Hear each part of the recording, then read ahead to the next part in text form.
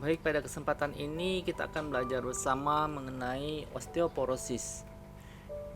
Osteoporosis adalah penyakit tulang yang sistemik yang ditandai dengan massa tulang yang rendah dan kemerosotan mikroarsitektur jaringan tulang dengan konsekuensi meningkatnya kerapuhan tulang dan kerentanan terhadap patah tulang.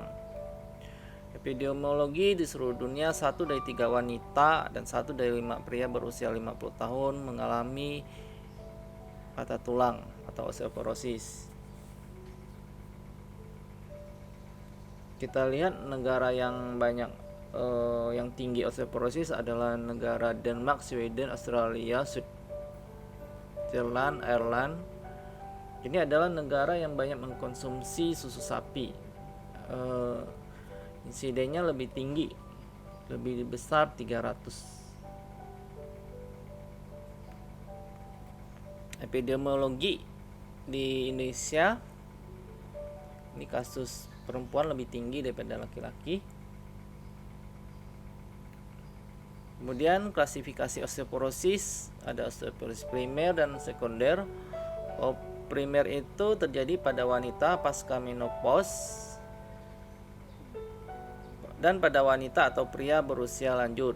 Umumnya terjadi pada usia 50 tahunan, di mana terjadi penurunan hormon estrogen pada wanita saat menopause dan memicu terjadinya pengeroposan tulang.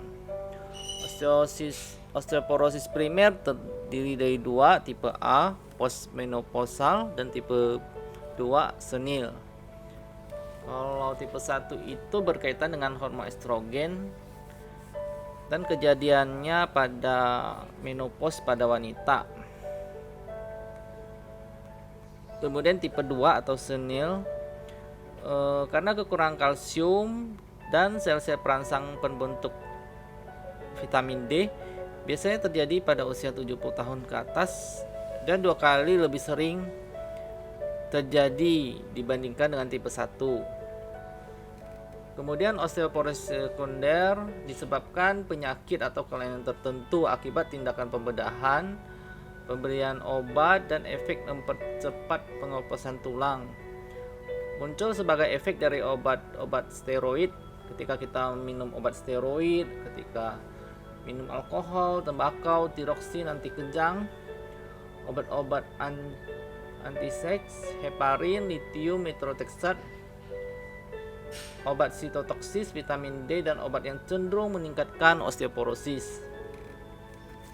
Berkaitan pula dengan beberapa penyakit kronis yang mengakibatkan keterbatasan gerak penderita seperti artritis reumatoid atau penyakit kronis yang menyebabkan kurangnya kalsium seperti penyakit ginjal, intoleransi terhadap produk susu, serta penyakit pada sistem pencernaan dan lain sebagainya.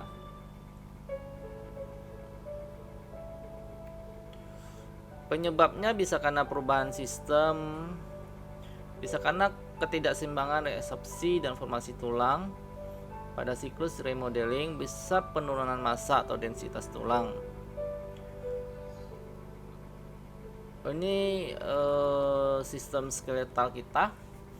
Ini dalam sel.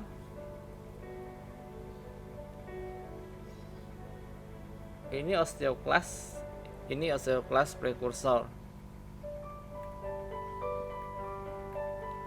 Faktor risiko dan patofisiologi. Pada usia lebih dari 30 tahun, massa dari tulang terjadi penurunan respon dari tulang terhadap stres, peningkatan ROS, dan peningkatan osteosit death atau kematian dari osteosit. Ini ada penyebab dari primer sehingga meningkatkan OC production dan activity dan penurunan OB production. Bisa juga disebabkan karena post menopause woman karena penurunan estrogen. Bisa juga karena dari keganasan dari tulang. Bisa juga karena gangguan gastrointestinal disease. Bisa juga karena kelainan penyakit hati yang kronis atau penyakit ginjal. Bisa juga karena pola hidup, misalnya merokok ataupun aktivitas atau kurang gizi. Bisa juga CSUS, sehingga terjadi penurunan formasi. Bisa juga karena endokrinopatis. Ini adalah faktor-faktor dari osteoporosis.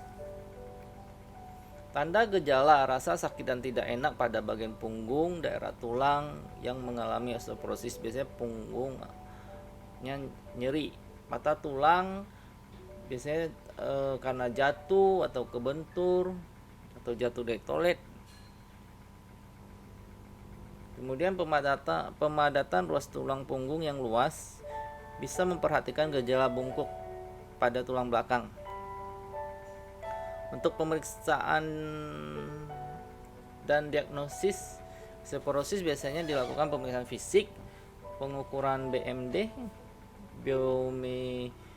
Biochemical Bone Turnover Marker atau BTM.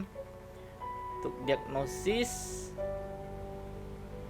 menurut WHO berdasarkan BMD. Ini dilihat skor T-nya ya. Tata laksana: orang dengan 2 atau lebih patah tulang belakang termasuk patah tulang tanpa rasa sakit dianggap berisiko tinggi mengalami patah tulang lebih lanjut sehingga perlu pengobatan. Pengobatannya bisa dengan gaya hidup dan nutrisi dan obat. Juga pengkajian dan manajemen risiko jatuh khususnya pada lansia.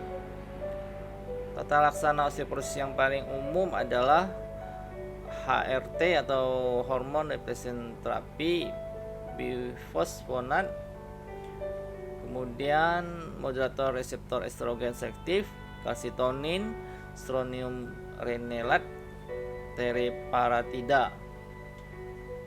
Kemudian mengkonsumsi kalsium yang cukup. Kalsium pada vegan atau vegetarian bisa didapatkan dari kacang wijen yang tingginya adalah 1160 mg per 100 gram. Kemudian di sayur-sayuran bisa di brokoli, bok choy, sayuran yang hijau yang penyerapannya sangat baik dan kalsiumnya cukup tinggi. Kemudian aktivitas fisik yang cukup dan teratur, cukup vitamin D dan cukup sinar matahari. Kita juga perlu berjemur sinar matahari pagi. Hubungan dengan 1000 HPK, bahwa terjadi penurunan homocysteine, osteoklasnya menurun sehingga osteoblast activity-nya meningkat.